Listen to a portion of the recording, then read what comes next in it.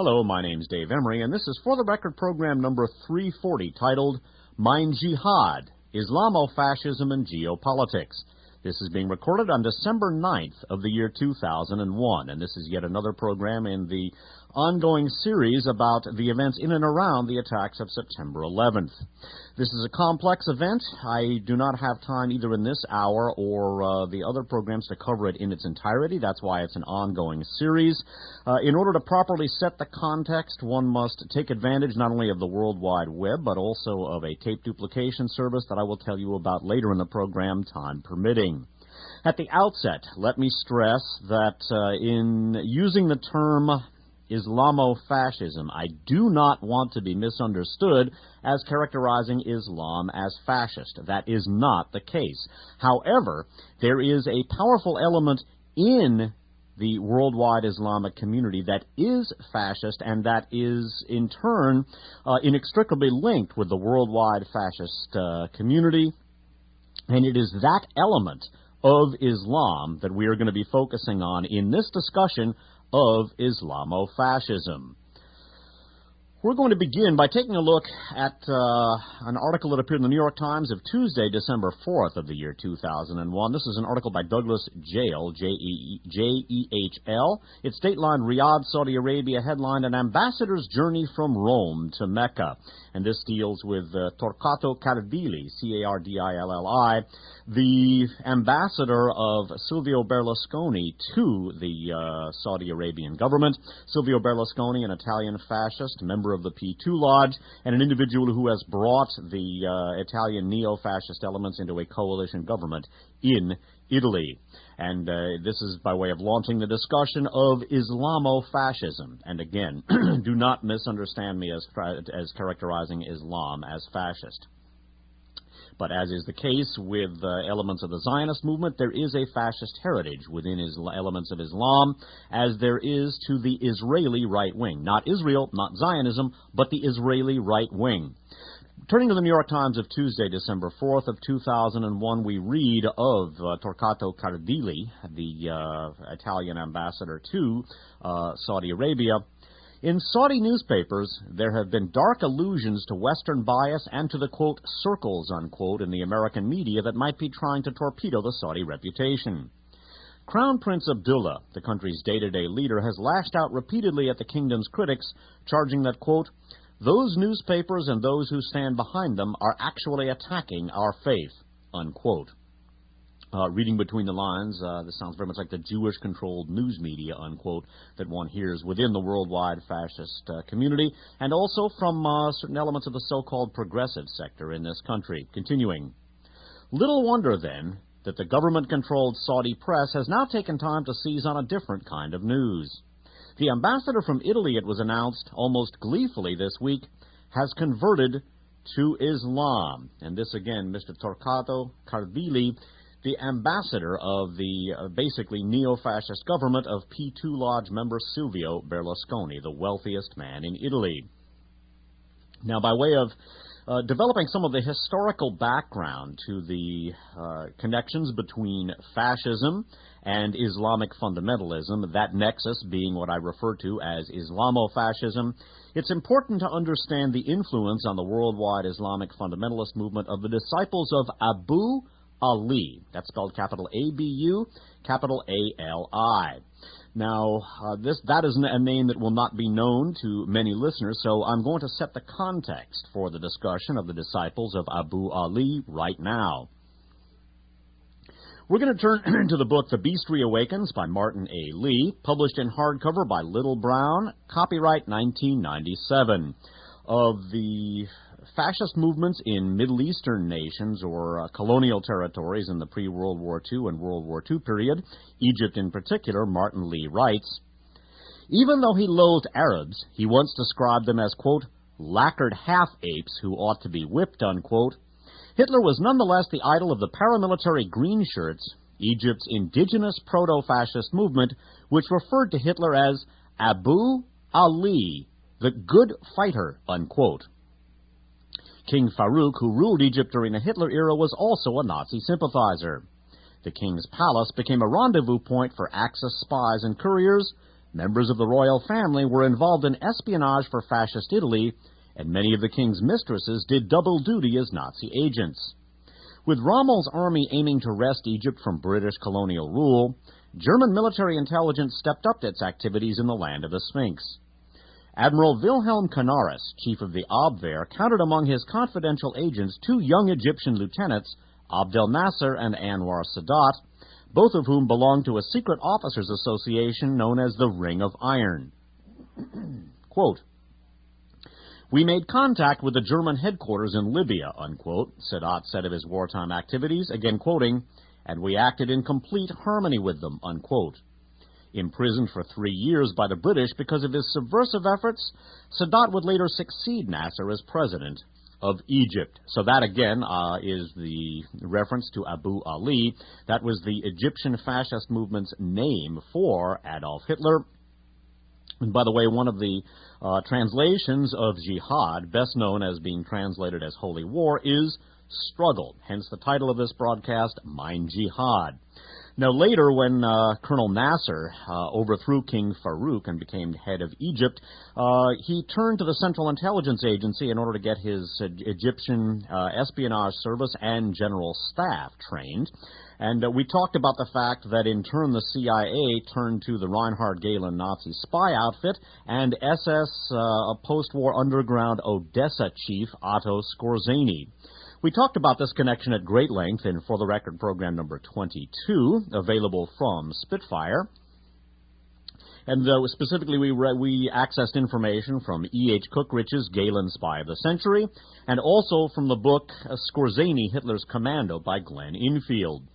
Of the CIA/Reinhard Gehlen/Otto Skorzeny mission on behalf of CIA to Egypt, and in turn their mobilization of notorious Nazi war criminals in order to serve Nasser, Martin Lee writes as follows in The Beast Reawakens. The CIA gladly assented to Nasser's request for assistance in overhauling the mothballed Egyptian espionage apparatus. Such a sensitive assignment, however, required that American advisors not get their hands dirty.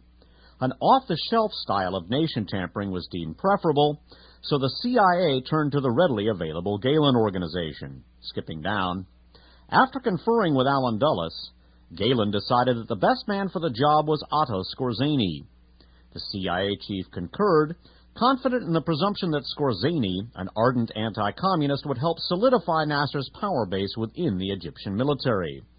Skorzeny was a, quote, particular favorite of American counterintelligence, having made friends with several of his captors before escaping from them, and was believed to be especially suited in temperament and personality for getting along with Nasser, remarked CIA officer Miles Copeland. It was a decision that U.S. policymakers would come to regret. By the way, I would add that as we looked at in For the Record program number 283, the Skorzeny mission was actually run at an executive level by former Gestapo chief Heinrich Müller, working as the security director for the remarkable and deadly Bormann organization, and in turn, later, the Müller/Skorzeny contingent put together the Libyan Secret Service for Muammar Gaddafi. Continuing. At first, Skorzeny played hard to get. He was approached in a routine manner, wrote Copeland, again quoting, then at a higher level, then through a personal visit from a certain well-known major general of the American Army, unquote. In the end, it took some diligent persuasion by Hjalmar Schacht, the former Nazi finance minister, to convince his nephew-in-law that it would be in everyone's best interests if he swaggered off to the pyramids on a mission for Gehlen and the Americans. Skorzeny accepted the assignment after he was assured that his stay in Egypt would be limited and that the CIA would supplement the salary offered by Nasser.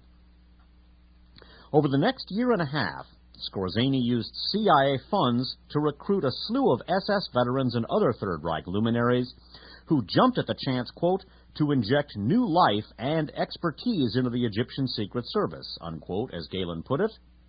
More than 100 additional German advisors were pressed into service under Skorzeny's auspices. Some were drawn from the ranks of neo-Nazi organizations and remnants of the Odessa escape networks that crisscrossed through Madrid. By the way, the Odessa is the post-World War II SS underground. Continuing. Skorzany's team included fugitives like SS Major Leopold Gleim, who had been sentenced to death for wartime atrocities committed while he was the Gestapo chief of Poland, and Franz Bunch, a Goebbels propagandist best known for his pornographic book, The Sexual Habits of Jews. Miles Copeland of the CIA took it all in stride. Quote, "Perhaps someone will one day devise a means for inducing gentlemen of finer sensibilities to become security officers, but certainly no such means were known either by Nasser or his American advisors," unquote. And skipping down, of this Skorzany mission to Egypt on behalf of Galen and CIA, we're going to take a look at some of the liaisons that were formed by this group of basically Nazi war criminals and fascists in Egypt. And one of the main names here is that of the Grand Mufti, himself a major in the SS, the first leader of the Palestinian National Movement, an individual who wields profound influence on the contemporary Islamofascist movement, even though he died in 1974. His World Muslim Congress, funded in large measure by the Saudis, was one of the principal organs used against the Soviet Union in the Afghan War of the 1980s, and in that capacity it liaised closely with U.S. intelligence. It was that war that saw the genesis of Osama bin Laden as a warrior. Continuing. During the post-Farouk era, the Grand Mufti held court at a closely guarded villa on Sharia Aswit Street in Heliopolis, a suburb of Cairo. There, he entertained delegations from throughout the Arab world while maintaining close contact with radical nationalists from Germany and other countries. Among those who gathered at the Mufti's home during the mid-1950s was his distant cousin, Yasser Arafat, then an engineering student at the University of Cairo. Raymer, that's Otto Ernst Raymer, himself a key SS man and war criminal, Raymer, who would collaborate with Arafat in the years ahead, also visited the esteemed Gross Mufti on several occasions. Over cups of strong Arabian coffee, they shared fond recollections of Adolf Hitler and indulged in the usual talk of driving the Jews into the sea. The Grand Mufti's network of sympathizers extended far and wide. Quote, "I did a couple of jobs for him, getting some documents from files that were otherwise unavailable," unquote, recalled H. Keith Thompson. By the way, H. Keith Thompson is the Yale-educated Sicherheitsdienst agent who became one of the prime functionaries of the post-World War II fascist underground, and who also worked very closely with Francis Parker Yockey, about whom we'll have a bit more to say later on in the program. A remarkable and encyclopedic biography of Francis Parker Yockey, Dreamer of the Day by Kevin Coogan, is one of the very best books ever written about fascism, and an absolutely indispensable work for understanding not only fascism in the 20th century, but in particular Islamofascism and its connection to the post-war fascist international. Returning to Martin A. Lee's discussion of the Grand Mufti, his liaising with Otto Skorzany and Yasser Arafat, we read, "The Grand Mufti's network of sympathizers extended far and wide." Quote, "I did a couple of jobs for him, getting some documents from files that were otherwise unavailable," recalled H. Keith Thompson. Otto Skorzany also collaborated with the Muslim religious leader.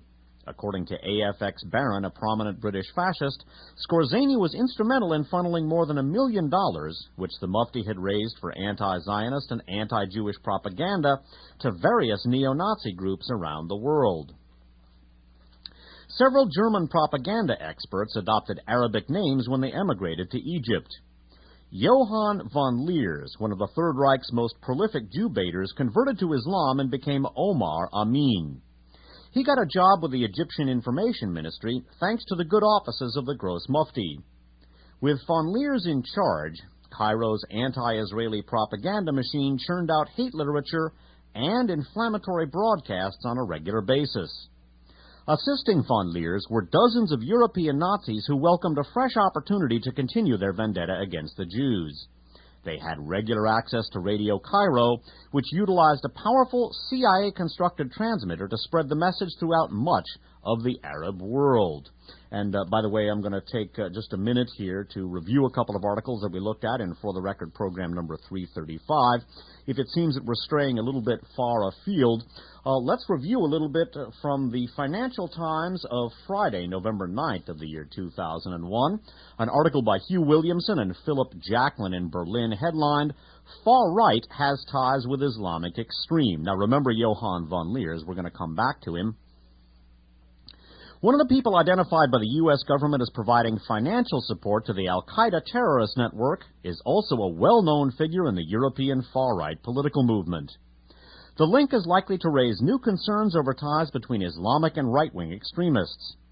Ahmed Huber, a 74-year-old Swiss businessman and former journalist who converted to Islam in the 1960s, is a board member of Nada Management, a financial services and consultancy company which is part of the international Al-Taqwa Group. The U.S. says this group has long acted as financial advisors to al-Qaeda. Mr. Huber, who is based in Bern, is known in Switzerland and Germany as an Islamic fundamentalist who attempts to forge links to far-right and neo-Nazi movements. A spokesman for Germany's Office for the Protection of the Constitution, the Internal Intelligence Agency, said yesterday that Mr. Huber, quote, sees himself as a mediator between Islam and right-wing groups, unquote. He also belongs to the revisionist movement which believes the Holocaust did not take place, the spokesman said. Klaus Bayer, spokesman for the NPD, one of Germany's main far-right political parties, said Mr. Huber has often addressed NPD events. And by the way, as we looked at in For the Record program number 335, the NPD has as its top, that's the top German so-called neo-Nazi party, it has as its top American liaison organization the National Alliance, the parent organization of National Vanguard Books, which publishes Serpent's Walk and the Turner Diaries. Continuing. Mr. Huber confirmed that he had contact with associates of Osama bin Laden at an Islamic conference in Beirut. He is quoted in the Swiss media as saying that these people, quote, are very discreet, well-educated, very intelligent people, unquote. And reviewing another article that we looked at in For the Record program number 335, by way of setting some of the background of Ahmed Huber, this is from the website www.phdn.org/négation/Rami, RAMI.html. This was authored by Gilles Camassine and was copyright 2000. Of the background of Ahmed Huber, née Alfred Huber, and his liaison with a Swedish-based Islamic fundamentalist and anti-Semite and Holocaust denier. I'm going to read this in French and then translate it. Depuis son arrivée en Suède, Rami est très lié à l'islamiste pro-nazi suisse Ahmed Huber. Converti à l'islam au début des années 1960, Ahmed Huber côtoie dans l'Égypte nassérienne d'anciens nazis dont, principalement, l'ancien bras droit de Goebbels pour la propagande antisémite, Johann von Leers, lui aussi converti à l'islam sous le nom d'Omar Amin von Leers. Now in English, since his arrival in Sweden, Rami is very closely associated with the Islamic pro-Nazi Swiss Ahmed Huber. Converted to Islam at the beginning of the 1960s, Ahmed Huber was associated in Nasser's Egypt with old Nazis, among whom principally the old right-hand man of Goebbels for anti-Semitic propaganda, Johann von Leers, himself also converted to Islam under the name Omar Amin von Leers. So that again by way of jumping forward to the present and the world of Al-Qaeda. Now back to Nasser's Egypt, which saw the genesis of Ahmed Huber. Taking a cue from von Leers, Hans Oppler, another Goebbels protege, changed his name to Salah Shafar when he started preparing anti-Semitic material for the Nasser regime. And Louis Haydn, alias Louis Al-Hajj, a wartime employee of the German press agency, pitched in by translating Hitler's Mein Kampf into Arabic. The Egyptian government also published an Arabic version of the Protocols of the Elders of Zion, the infamous forgery concocted by the Tsarist secret police, which Nasser recommended to a visiting Indian journalist in 1958. Quote, "It is very important that you should read it," unquote, the Egyptian president explained, again quoting, "I will give you a copy. It proves beyond a shadow of a doubt that 300 Zionists, each of whom knows all the others, govern the fate of the European continent," unquote. Prior to World War II, vicious European-style anti-Semitism, as typified by the protocols, was uncommon in the Arab world. While Jews were often discriminated against, they were rarely persecuted. But this began to change when Nazi propagandists assumed key positions inside the 10-story building that housed the Information Ministry in Cairo. Inevitably, the racialist views of these German expatriates rubbed off on Egypt's leaders, who launched a repressive campaign against members of the local Jewish community, many of whom were expelled from the country after their property and possessions had been confiscated.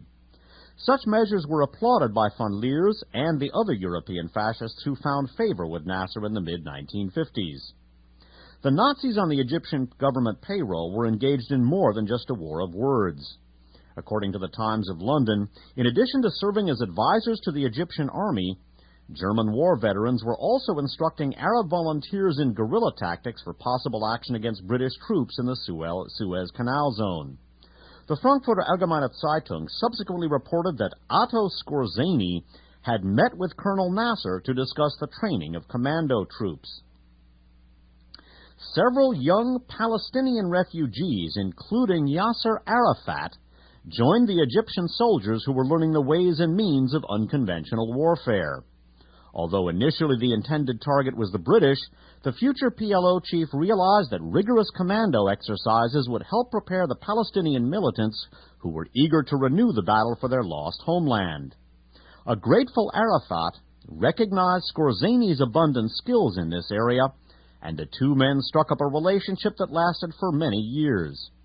Apparently, the Palestinian leader was quite fond of the scar-faced paladin. Quote, "Arafat would have done anything for Otto," remarked Ilse Skorzeny. We're going to return to the Middle East and the Nasser contingent under Skorzeny. However, we're going to review a couple of aspects of, in fact, we're going to take a look at an aspect of Yasser Arafat that is not generally speaking recognized. We're going to turn now to, and the PLO, we're going to turn now to the book The Kingdom by Robert Lacey. This was published in hardcover by Harcourt Brace Jovanovich, copyright 1981, ISBN number 0-15-147260-2. What we're going to look at is who bankrolls the Palestine Liberation Organization and Yasser Arafat. A hint, it's much the same elements as have bankrolled Al-Qaeda and Osama bin Laden. Reading now from The Kingdom by Robert Lacey. Saudi Arabia is Yasser Arafat's principal financial supporter. Increasing Saudi subsidies to the PLO since 1973 have given the organization currency reserves estimated at over $1 billion, larger than those of many third world countries, and most inhabitants of the kingdom are proud that Saudi oil revenues should be supporting the cause of their Palestinian brothers. But the idea that Saudi Arabia should lend such massive support to men usually seen in the West as terrorists is deeply offensive to many people outside the Muslim world. This support to the Palestinians flatly contradicts in their eyes the word moderate, unquote, so often used by the kingdom's Western friends to describe Saudi international strategy, and this contradiction has lain at the heart of the foreign policy pursued since 1975 by King Khalid, Crown Prince Fahad, and their brothers. And again, the Saudis, the bankrollers of the PLO, which despite the tremendous poverty of most Palestinians has over $1 billion in foreign currency reserves, and that as of the 1980s, that raises more questions than it answers under the circumstances. One of the reasons why the Saudi funding of the PLO and the Grand Mufti and Otto Skorzeny heritage of Yasser Arafat does not get a great deal of publicity in this country is because of oil and the power politics involved in that. We're going to take a look at an article that appeared in the media this past week, and this was after the Israeli military retaliation for a couple of terror attacks last weekend. This is from the San Francisco Chronicle of Tuesday, December 4th of the year 2001. This is an article by James Bennett of the New York Times. It's Dateline Jerusalem, headlined, "Israel Strikes at Arafat." Let's take a look at who was the chief spokesperson, at least on this particular event, for Yasser Arafat. Skipping down, there appeared to be no serious casualties in the Israeli assaults, but with the pleas of peacemakers in both camps overwhelmed by a roar of violence, Both sides were braced for further bloodshed. Note that there were no serious casualties. Saeb Erekat, the Palestinians' chief negotiator, said that Sharon had declared war on the Palestinians, quote, full-out, full-scale war, unquote. And Saeb Erekat is not a name known to most Americans. He is one of the top Palestinian spokespersons. We have, however, dealt with him before, and we're going to turn, as the last item in this side, to the book The Secret War Against the Jews, co-authored by former Justice Department official and U.S. military officer John Loftus, as well as Mark Ahrens. The book was published in softcover and hardcover by the St. Martin's Press, copyright 1994. And due to the title, it has not gotten a lot of publicity. It is a remarkable book talking about fascism, the petroleum industry, the intelligence community, and the decades-long association among those. Now, of a group of Palestinian, quote, moderates, unquote, who were protégés of former Secretary of State James Baker, associated not only with the Bush family, but the Carlyle Group, and through that, the bin Laden family, we read, the CIA secretly brought several moderate Palestinians to the United States for intensive briefing. This group, codenamed Baker's Dozen, included most of the official Palestinian negotiating team with Israel. Hanan Ashrawi, Hana Senora, Saeb Erekat, Sari Nosabeh, and other lower-ranking Palestinians were summoned to Langley for a 3-day conference on integrating their politics with the U.S. Ashrawi was singled out as a good Palestinian image spokeswoman, dubbed by the company the Palestinian Golda Meir. So if some of the things I'm talking about do not ring familiar to listeners, that is not an accident. We're going to continue with a discussion of Islamofascism in the other side of this program. I've made references to other broadcasts. Those are available from Spitfire, S-P-I-T-F-I-R-E, one word. They're located at P.O. Box 1179, Ben Lomond, California, 95005. Email, mail, M-A-I-L, at spitfirelist.com, S-P-I-T-F-I-R-E-L-A-S-T.com. And you can visit the Real Audio-equipped Spitfire website at spitfirelist.com. There are detailed and annotated descriptions of all of the For the Record programs on the 911 attacks, For the Record 325 through 340 and counting. In the For the Record section of the Spitfire website, sister station WFMU-FM is archiving the For the Record programs on Real Audio. More recent programs are streaming at wfmu.org/Dave Emory. There was another longer URL which has programs for download only on Real Audio. There are links to that URL on both the wfmu.org/Dave Emory website and in the For the Record section of the Spitfire website. This concludes Side 1 of Mein Jihad, Islamofascism and Geopolitics. This is For the Record 340, being recorded on December 9th of 2001. My name's Dave Emory. Thanks for listening.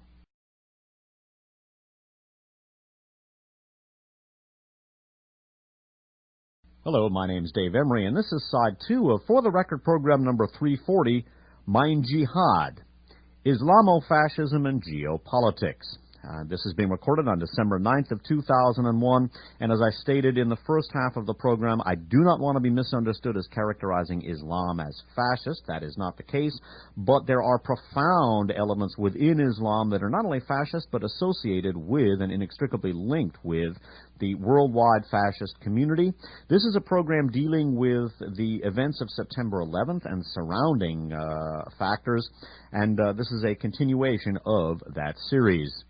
We're going to resume with an element of discussion that we looked at in Side 1 of this program, namely Johann von Leers, who was Goebbels' right-hand man for anti-Semitic propaganda for the Third Reich, Goebbels being Joseph Goebbels, the Third Reich's propaganda minister. We're also going to take a look at his worldwide links. Ultimately, Johann von Leers went to Nasser's Egypt under the Skorzeny/CIA mission and became the director for the Institute for the Study of Zionism for Nasser, basically a key anti-Semitic propagandist, along with many of his fellow Third Reich alumni.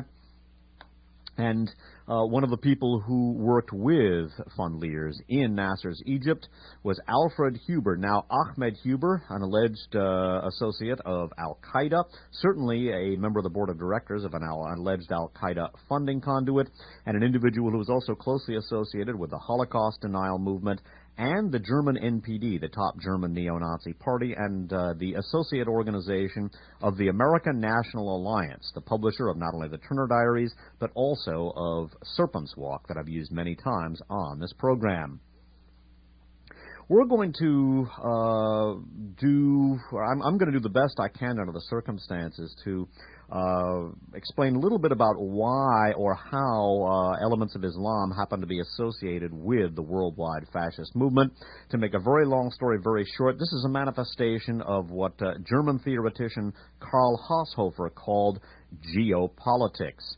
When Germany was attempting to oust the United Kingdom from the Middle East and to gain control of the oil supplies, when Germany was also attempting to liquidate the already growing Jewish community in what is now called Israel, and when Germany was also seeking to help destroy the United States, another of its targets, it turned to what was called by Haushofer the colored world, or people of color, in many of the countries that had been colonized by, among other countries, the United Kingdom, and that also were believed by Haushofer and related elements to be of potential use in the struggle to annihilate the Jews and to ultimately destroy the United States.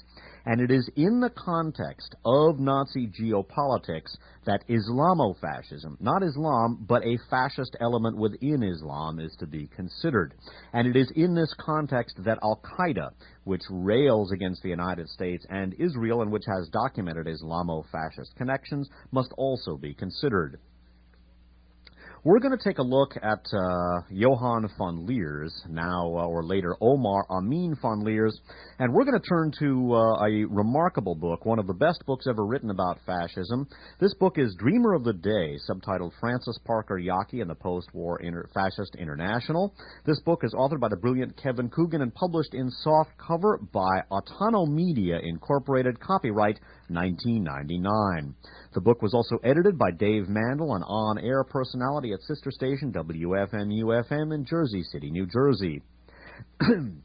Now, returning to the subject of Nasser's Egypt and the Nazi emigre community that was inextricably linked with not only Nasser's national security establishment, but also his anti-Semitic propaganda establishment, we're going to take a look at von Leers, and we're also going to take a look at a letter that was written by von Leers to his fellow Nazi intelligence operative, H. Keith Thompson, a post-war Yale graduate, who also has links to the world of Francis Parker Yockey, an American fascist and one of the most important operatives on behalf of the Third Reich and its underground post-World War II manifestation.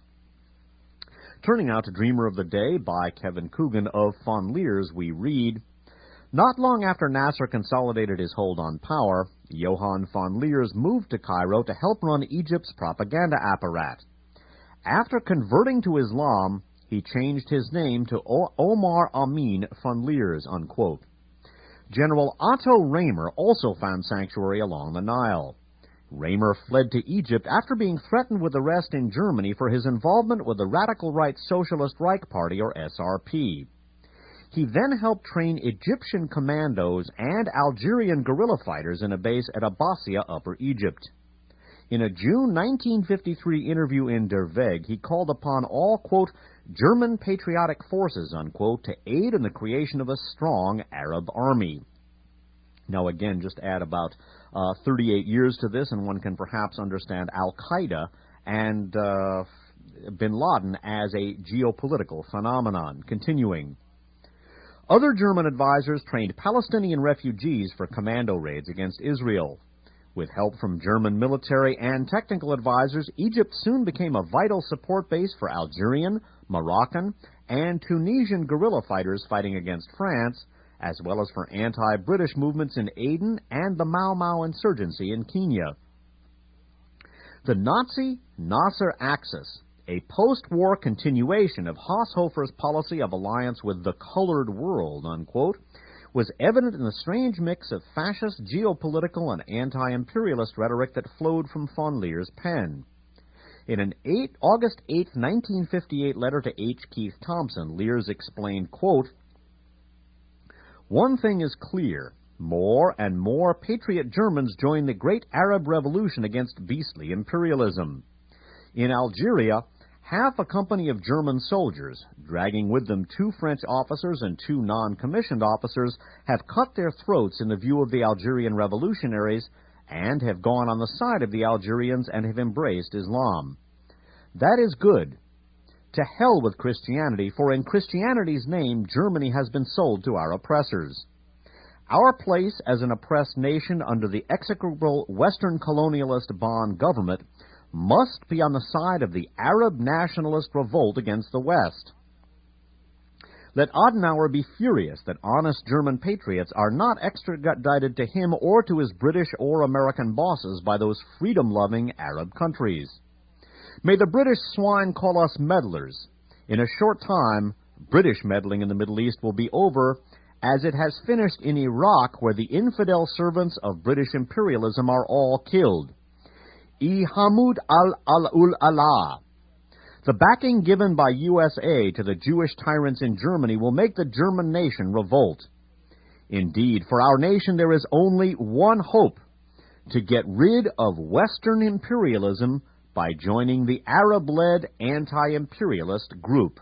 That again from a letter from von Leers to H. Keith Thompson, and I think one can perhaps see the seed ideology, so to speak, for Al-Qaeda in this particular letter. Continuing with Coogan's text, Dr. Fritz Grobe was another ally of both the Arabs and the Kremlin. A German Lawrence of Arabia, unquote. Grobe had been the Nazi ambassador to Baghdad in 1940 when German intelligence backed an attempted anti-British revolt by Rashid Ali al-Gailani. By the way, as we've looked at in For the Record 287, annotated on the Spitfire website at www.spitfirelist.com, one of the top aides in the anti-British pro-Nazi uprising of Rashid Ali was a fellow named Khairullah al-Tufa, an Iraqi army officer who was also the uncle of and the political mentor and basically the guardian of Saddam Hussein. Saddam Hussein, by the way, has Hitler's original Mercedes. And again, this in the context of Islamofascism. Continuing. In his book Blowback, Christopher Simpson reports that Fritz Grobe turned his entire espionage network over to the Russians in 1945. Grobe then became a special advisor to the Soviets on Mideast affairs in 1951. According to the German press, Grobe even brokered the first meeting between Soviet emissaries and the Grand Mufti of Jerusalem. By the way, I would add that there are underground Reich, profound underground Reich, and Yakiite connections to the former Soviet Union. That is one of the reasons why it is the former Soviet Union. And it is to be hoped that people in positions of responsibility, including and especially U.S. intelligence, take stock of the former Soviet example in affecting some of the, or dealing with some of the liaisons that had been formed by this same milieu and the United States, and that have, in my opinion, doubled on the United States in the September 11th attacks. Continuing with Kevin Coogan's text, another key figure in German intrigue in the Middle East was Hjalmar Schacht. He, by the way, was the former Nazi finance minister. He first came to Egypt as General Naguib's guest of honor after the coup against King Farouk. Schacht's most daring Middle East power play was the Jihad agreement between German industry and Saudi Arabia in January of 1954. Under the terms of the deal, Saudi Arabia agreed to establish a fleet of supertankers to be built in German shipyards that would carry Saudi oil around the world. Aristotle Onassis was chosen to manage the shipping side of the operation. Besides making the Ruhr industrialists fantastically wealthy, Jihad threatened to break the Seven Sisters Oil Company's hegemony over the distribution of Middle East oil. The Jihad agreement was ultimately blocked by the Western oil cartel with help from the CIA. Yet Allen Dulles' CIA was surprisingly hesitant to confront shocked. I would add, of course, that Alan Dulles is deeply connected to not only King Ibn Saud of Saudi Arabia, but also to the elements associated with him, including the Grand Mufti, and also the Bush family on this side of the Atlantic, and those connections have ultimately been propagated around the world. And over the years, of course, the Bush family has strong business connections to the Bin Laden family, as we've looked at in numerous broadcasts in this series and in other programs in the For the Record series. I would note that Jeddah, Saudi Arabia, the epicenter for this interdicted Jeddah agreement, is not only the capital for the Bin Laden business empire, but is also the financial capital of Saudi Arabia. Now, once again, jumping to the present, bear in mind the Ali Rashid uprising against the British that was undertaken by the Third Reich. It was unsuccessful, but as I mentioned, one of Ali Rashid's top aides was Khairullah al-Tufa, Saddam Hussein's uncle, the person who raised, for all intents and purposes, Saddam Hussein and his political mentor, and he was pro-German, and the German/Nazi connections to Saddam Hussein have extended into the present period, as we've looked at in numerous broadcasts, including For the Record Program 287 and 295. The Financial Times of Thursday, November 29th of 2001, carried an article about some of the German reaction to reports that the United States might undertake a military action against Saddam Hussein after concluding the Afghan episode.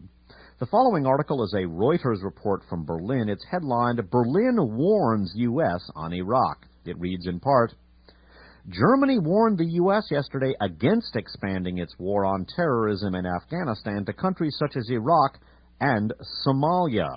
Reuters reports from Berlin. Once again, I've noted the profound German connections to the September 11th attacks. I talked about those in, among other broadcasts, For the Record 326, 331, and 335, and then 336 as well.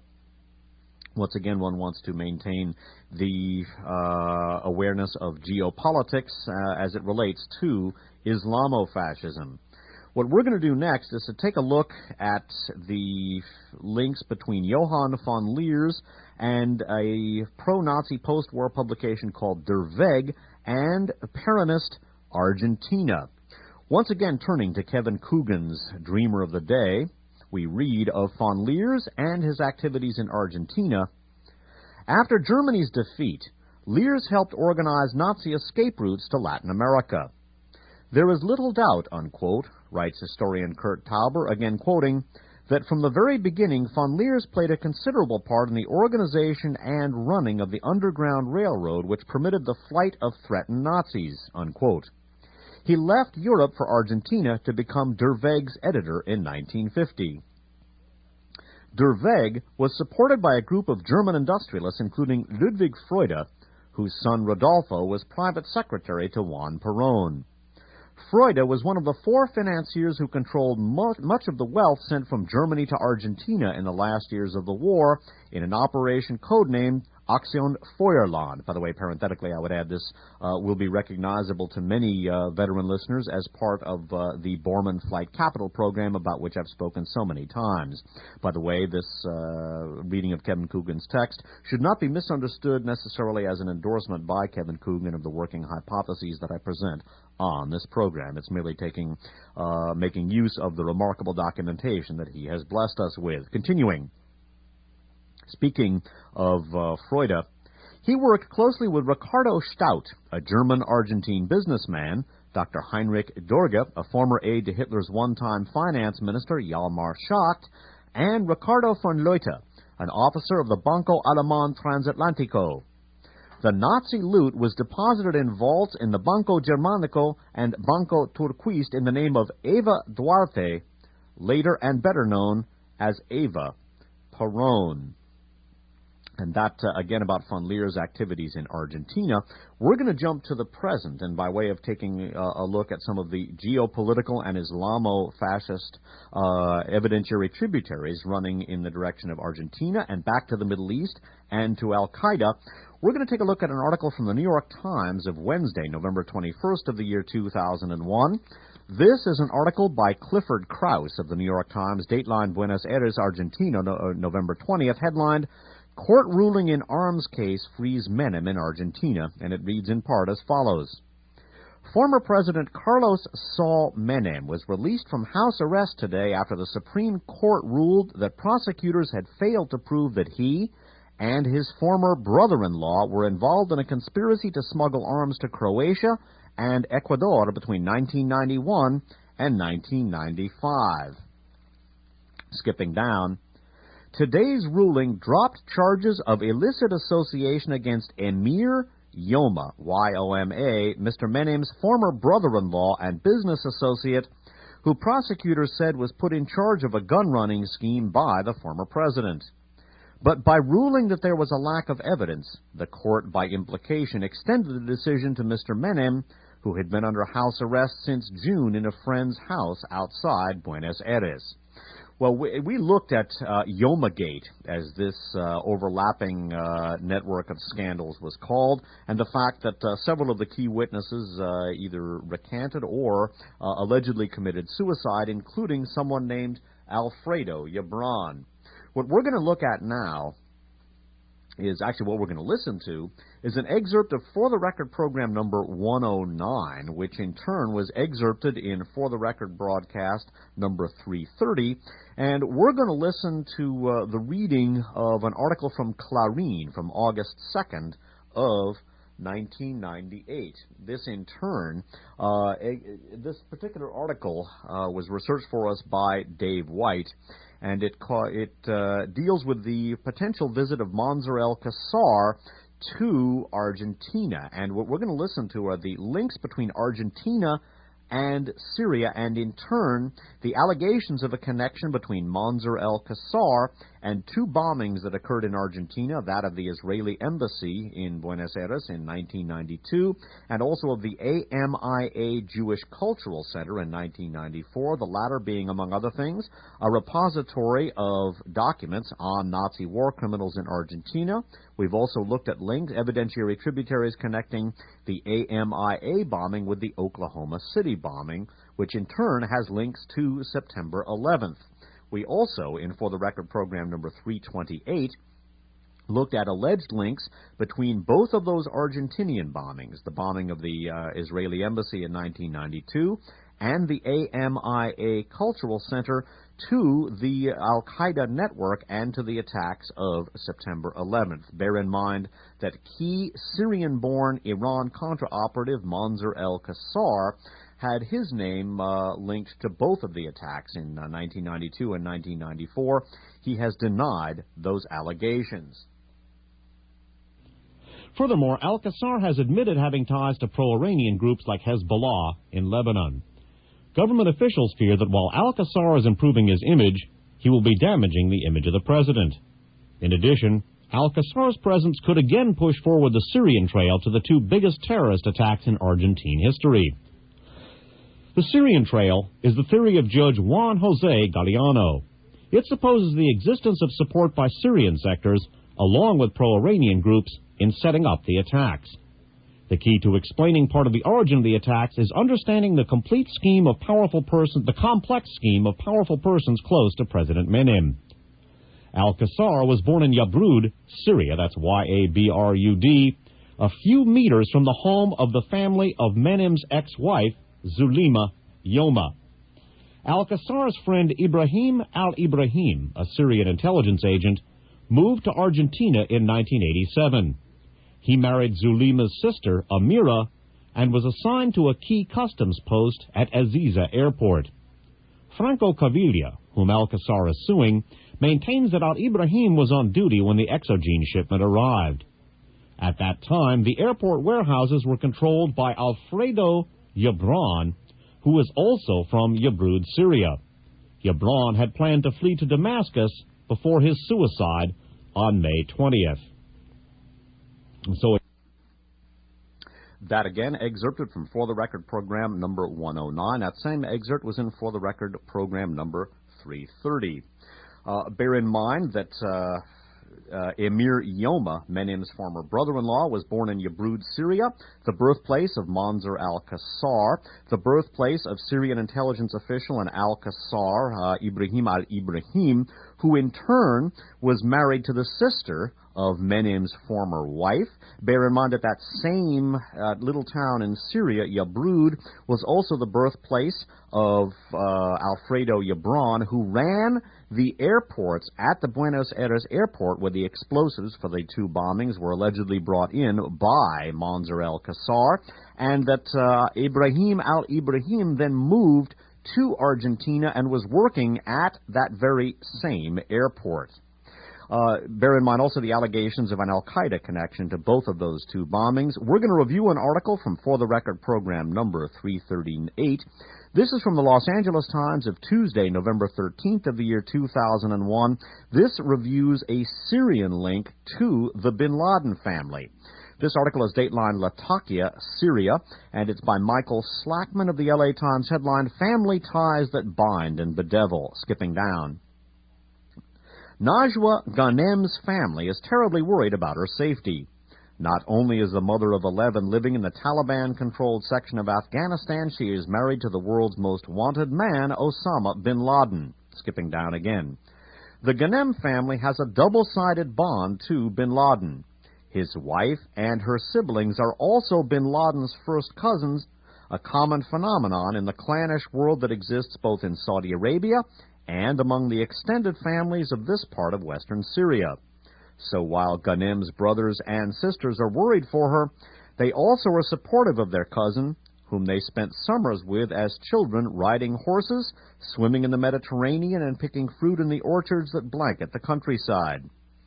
While much attention has been focused on bin Laden's Saudi ties, his Yemeni father, who founded a Saudi construction empire, his 53 brothers and sisters who control a multi-billion-dollar fortune, bin Laden's maternal line has been comparatively ignored. And skipping down in this article, speaking of the fact that his ex-wife and first cousin comes from the city of Latakia, this city of 320,000 is a stronghold of the Alawite sect, an offshoot of Islam that controls Syria's government and security forces. And the Argentine link there to that same milieu is one that should not be forgotten. We're going to review another article from the aforementioned For the Record 338. This from the Financial Times of Thursday, November 29th of 2001. This is an article by Mark Huband talking about bankrolling bin Laden, and skipping down of Al-Taqwa we read, since September 11th, such global links have continued to be unearthed. In early November, U.S. authorities included Al-Taqwa, by the way, that's the group to which Ahmed Huber belongs, a Swiss-based financial services company, on its third list of accounts to be frozen because of suspected links to terrorism.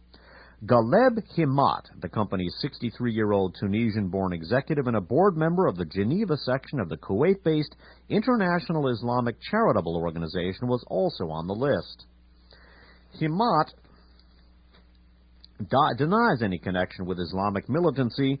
However, a German intelligence report says the Munich-based Islamic Community of Germany, whose president is Himat, expressed, quote, pleasure, unquote, over the September 11th attacks at a closed meeting. Much of the military experience of the current generation of fighters who have joined al-Qaeda was gained in Bosnia, where Muslim forces and communities have received millions of dollars of funding from Iran, Saudi Arabia, and other countries. Skipping down. Saudis pumped more than $600 million into Muslim efforts in Bosnia, $380 million of it from individual donations, the rest from the government. We're going to review briefly an article that an element we've looked at before. This is an article by British intelligence analyst T.W. Bill Carr. Its headline, the article, this white paper is titled German and U.S. Involvement in the Balkans, a careful coincidence of national policies. And this concerns the Islamic declaration of Bosnian President Alija Izetbegović. Bear in mind the Bosnian connection to al-Qaeda. as well as the Al-Qaeda connection, alleged connection to Al-Taqwa and the milieu of Huber and von Leers. As we've looked at in, among other programs, for the record 330, Alija Izetbegovic, the president of Bosnia, was, as a young man, a member of the 13th Waffen-SS Division, or Handjar Division, a Bosnian Muslim Waffen-SS division recruited by the aforementioned Haj Amin al-Husseini, the Grand Mufti of Jerusalem. Of Alija Izetbegovic Islamic fundamentalism, we read, "At the same time, Alija Izetbegovic, who had been released early from jail in 1988, serving only 6 years of a 14-year sentence for pro-Islamic, anti-state activities, visited Islamic fundamentalist states in the Middle East, returning to Bosnia-Herzegovina to found the SDA, or Muslim Party of Democratic Action. His 1970 manifesto, Islamic Declaration, unquote, advocating the spread of radical pan-Islamism, projected Islam throughout the world by force if necessary, was reissued in Sarajevo at this time. His Islamic Declaration is imbued with intolerance toward Western religion, culture, and economic systems. This is also the theme projected in his book, Islam Between East and West, first published in the U.S. in 1984 and in Serbo-Croat in 1988, shortly after he was released from prison in the former Yugoslavia. In his writings, he states that Islam cannot coexist with other religions in the same nation other than as a short-term expediency measure. In the longer term, as and when Muslims become strong enough in any country, then they must seize power and form a truly Islamic state." And reviewing an aspect of the anti-Soviet effort in Afghanistan, turning once again to The Beast Reawakens by Martin A. Lee. Speaking of the World Muslim Congress, based in Pakistan, the World Muslim Congress was initially headed by the Grand Mufti of Jerusalem, who, like his friend H. Keith Thompson, stood by the Third Reich until his death in 1974. And after discussing Saudi funding for the World Muslim Congress, skipping down, we read, "Soon, the World Muslim Congress began working closely with U.S. intelligence and Pakistani military officials who were covertly supporting the Afghan Mujahideen in their fight against the Soviet-installed regime in Kabul. This effort was strongly endorsed by Dr. Inamullah Khan, who served for many years as the Pakistani representative to the Nazi-infested World Anti-Communist League, which played an important role in the Reagan administration's secret war, unquote, in the Golden Crescent." And it was that organization, the WMC, and the anti-Soviet Afghan war that saw the genesis of Osama bin Laden, the Grand Mufti, the founder of the 13th Waffen-SS Division, that had in its ranks Alija Izetbegovic, the now current president of Bosnia. This concludes Side 2 of For the Record program number 340, Mein Jihad, Islamofascism and Geopolitics. This is being recorded on December 9th of 2001. My name's Dave Emory. Thanks for listening.